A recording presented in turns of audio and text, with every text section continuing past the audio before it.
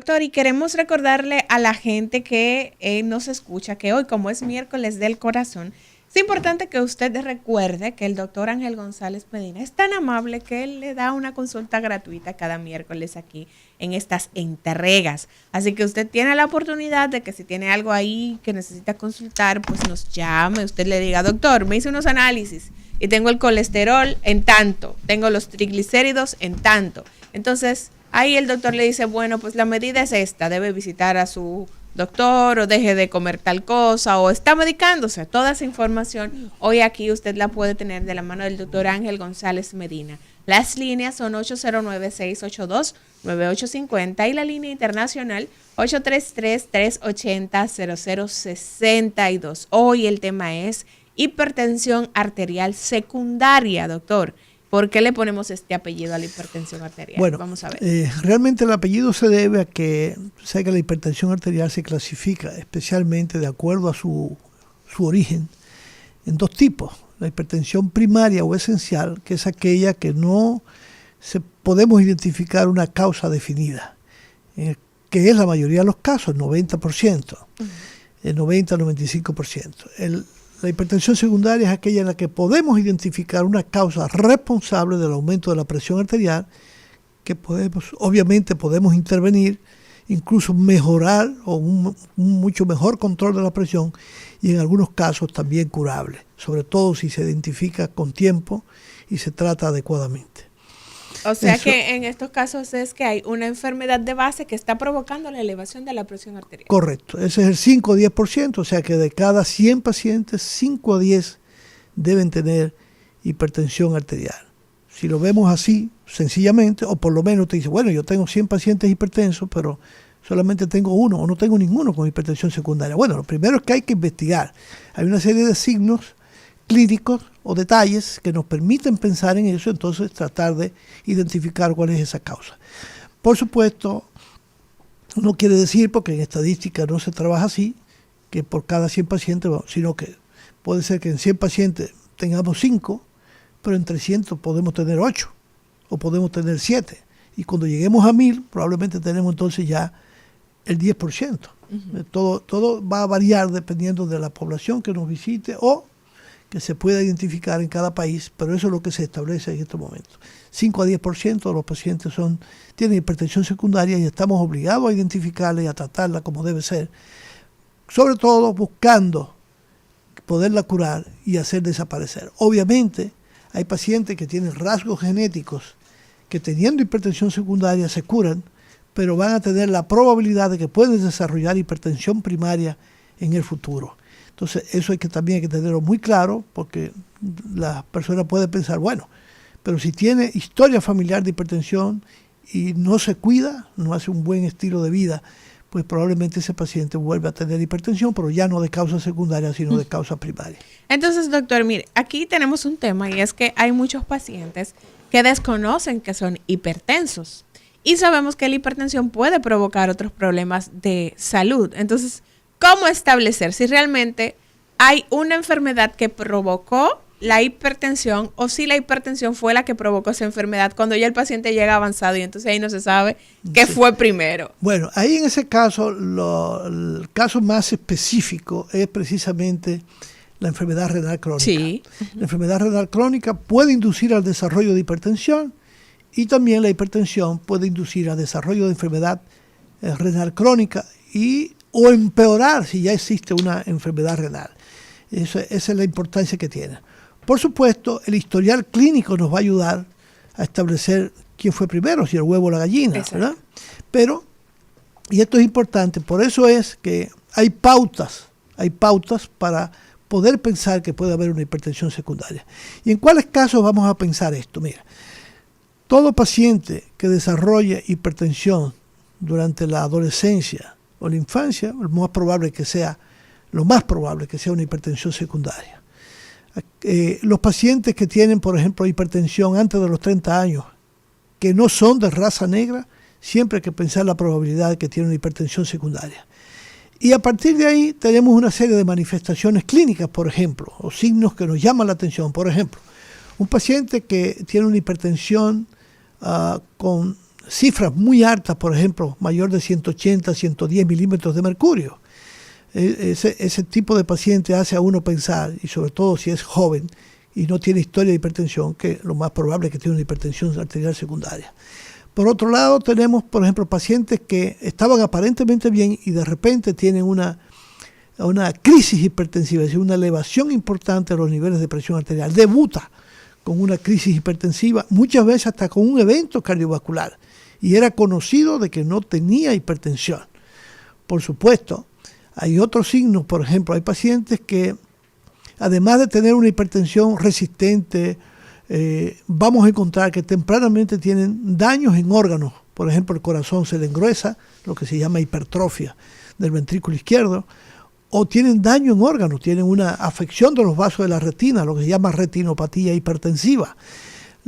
Si encontramos esto tempranamente, pues aunque la hipertensión lo puede causar a través del tiempo, si encontramos daño en órganos como en el riñón, en la retina, en el corazón, entonces debemos pensar que ese paciente tiene hipertensión arterial secundaria. Otros signos clínicos, por ejemplo, el paciente que tiene manifestaciones clínicas que nos hacen sospechar, por ejemplo, tener cefalea intensa, sobre todo en las noches, en las madrugadas, no solamente nos hace pensar que puede ser hipertensión arterial, sino que puede tener hipertensión arterial secundaria. Los pacientes que tienen en un mapa o monitoreo ambulatorio de presión arterial lo que se llama el Dipper invertido. Dipper, no hay una traducción al español así clara, pero sabemos que es una caída, un descenso de la presión arterial que normalmente se produce durante el sueño. Si ese paciente realmente ha hecho lo que debe hacer y pasó su día como debe ser, y eso lo voy a explicar de inmediato, normalmente durante las noches, durante el sueño, la presión tiende a caer, aproximadamente un 15% de los niveles de presión sanguínea, eso es normal. Y entonces está el Dipper invertido o revertido, que es todo lo contrario. La presión sube durante la noche y cae durante el día. Ese también hay que pensar que tiene hipertensión arterial secundaria. Y aquel que no es Dipper también debemos pensarlo, pero mucho cuidado. Acabo de ver precisamente una paciente que presión más alta durante la noche. Tiene un Dipper invertido, pero esa paciente estaba pasando primero por un estado exagerado de estrés en su trabajo, en su hogar. Y cuando le hice la pregunta, que es muy importante porque, vuelvo a repetirlo, hay que darle un diario al paciente para saber si durmió o no durmió. La paciente no durmió durante toda la noche.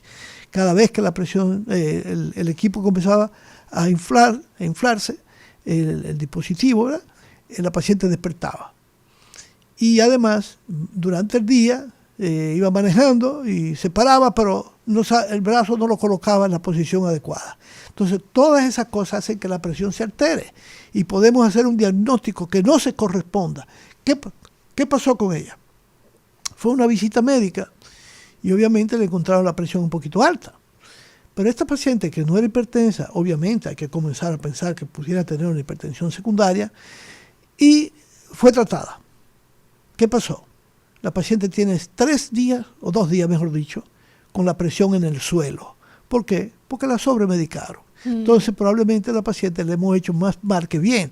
Entonces obviamente, ¿qué hemos encontrado? Ya el primer día hemos encontrado, primero por clínica encontré que tenía tiroides aumentado de tamaño. Aparentemente hizo una enfermedad inflamatoria de tipo autoinmune del tiroides. No estoy diciendo que esa es la causa, porque hay otras pruebas que están bien, pero sí, por algún lado, eso puede influenciar, aunque no se trate de un problema del tiroides, porque sus pruebas funcionales están bien. Y hay que buscar otras causas, porque independientemente ya está debutando, y debutó con una presión, yo diría que moderadamente elevada. Sin embargo, el problema hoy, después de 48 horas de estar tomando la medicación, es que ella anda arrastrando los pies y cayéndose, porque anda con niveles de presión arterial de 80, 70, hasta 78, 60 milímetros de mercurio. Entonces, obviamente, ella estaba muy desesperada, yo la vi, le dije, ven a verme, y pienso que el diurético que estaba tomando junto con otros fármacos le depletaron mucho su presión arterial y le la mandé a tomar suficiente líquido, esperar unas 24, 48 horas, para entonces saber si fue todo esto lo que pasó o si existe alguna razón adicional. Hay una patología que se llama feocromocitoma, que es un tumor que aparece en la glándula adrenal, pero que puede aparecer en otros lugares, y que pueden hacer crisis hipertensiva, y muchas veces, pero la hipotensión que hacen generalmente cuando se ponen de pie, que no es el caso de ella, que tiene hipotensión en todas las posiciones, o sea que no me hace pensar que se trate de esta enfermedad. Entonces así vamos a ir buscando, por ejemplo, pacientes que se quejan de palpitaciones. Ahí podemos encajar el hipertiroidismo, podemos encajar el feocromocitoma, pacientes que se les cae el pelo, que tienen la piel reseca, entonces hipotiroidismo. Y así vamos buscando, por ejemplo, dolor de cabeza frecuente, sobre todo en personas jóvenes, tumores en la glándula, en la hipófisis, a nivel cerebral.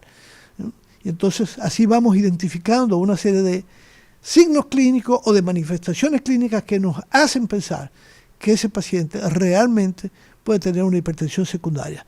Por ejemplo, recuerdo hace unos 7 u 8 años, fue en el 2016, un paciente fue a verme para una evaluación porque se iba a operar de la vesícula. 48 horas antes tuvo un dolor, un domingo, obviamente detectaron que tenía una piedra importante en la vesícula y lo iban a operar. Y en la sonografía se identificó lo que había un quiste. Cuando yo vi las imágenes dije que no era quiste, sino que eso era...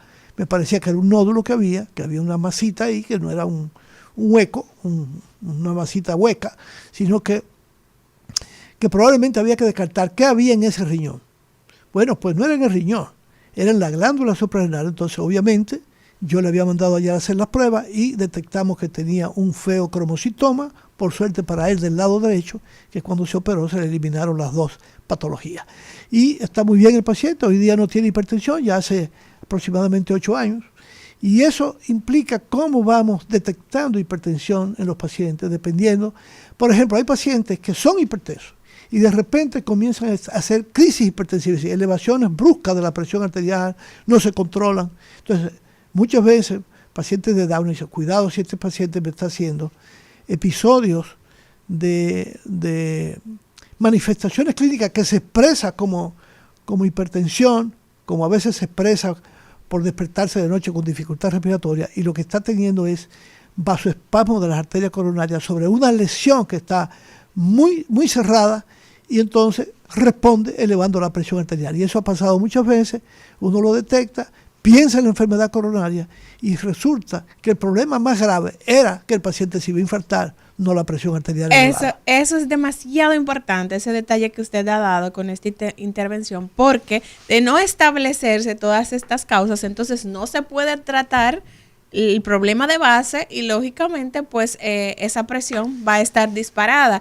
Y si usted trata solamente la hipertensión, entonces el problema de base sigue ahí y el paciente no va a mejorar. Las enfermedades que más comúnmente elevan la presión son las enfermedades renales, del parénquima renal, donde se incluyen la pielonefritis crónica, que es una enfermedad que afecta al riñón, generalmente un riñón, lo atrofia el riñón y eso lleva al desarrollo de hipertensión arterial. La glomerulonefritis, la nefritis intersticial, la nefropatía diabética. Ahí podemos incluir la enfermedad poliquística del riñón, que es una enfermedad que está ligada a la herencia. Hay familias que tienen este tipo de enfermedad, unos con un comportamiento más agresivo que otros. Están los tumores renales, tumores en el riñón que causan también hipertensión arterial de diferentes tipos. Luego tenemos la enfermedad renal, vascular renal, que es de dos tipos.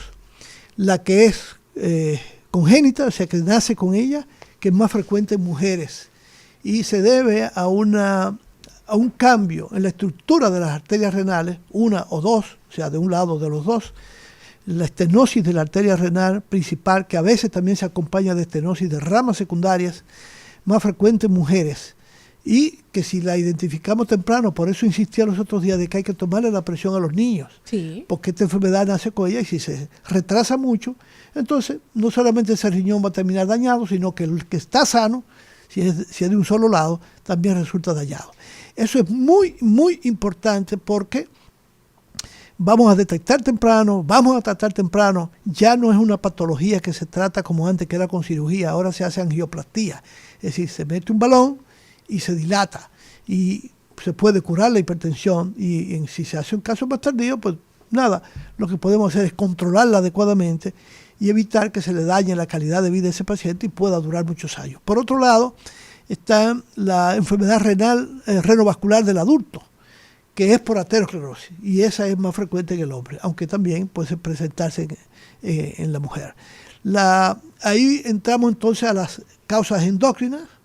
Si quiere podemos hacer una pausa. Sí, claro, doctor. Vamos a dejar eso ahí para que la gente se quede al pendiente. Vamos a hacer una breve pausa y a la vuelta continuamos con este detalle, hablando hoy con el doctor Ángel González Medina sobre hipertensión arterial secundaria.